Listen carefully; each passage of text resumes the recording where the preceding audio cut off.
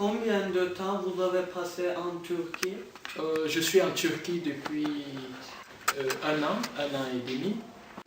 J'aime beaucoup le tchai en Turquie. Et ça a toute une signification.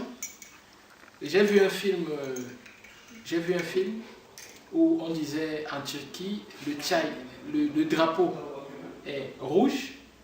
On disait Bayrak Kırmızı. Oui. La rose est rouge, Gül Kırmızı.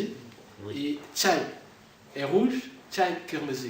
Donc ça fait le pays des toits rouges, comme on peut dire. J'ai été appelé ici pour vous faire, bien sûr, comme vous le savez, des cours de conversation en français. Et nous allons commencer ces cours de conversation en français tout à l'heure. Donc on peut partir dans la salle de classe et commencer à travailler. Quels sont les pays qui parlent français?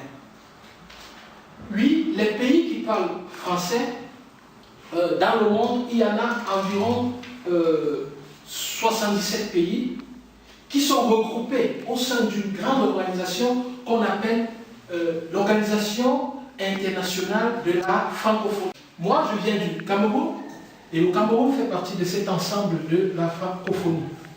Oui. Professeur, qu'est-ce que la francophonie? Oui, la francophonie, n'est-ce pas?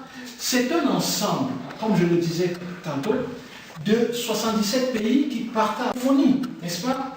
C'est un ensemble, comme je le disais tantôt, de 77 pays qui partagent la langue française. Et le partage ne se fait pas uniquement de la langue française, mais aussi de la culture. La culture, le fait de parler la langue fait en sorte que c'est une richesse, un peu comme un gâteau, que chacun mange, et pendant qu'on mange, ça grandit. Et c'est ça la richesse de la langue. Et beaucoup d'autres choses très intéressantes. On peut les penser, mais c'est parfois difficile de les ressortir. Et dernièrement, il y a eu le lancement du réseau des experts de la francophonie pour les opérations de la paix.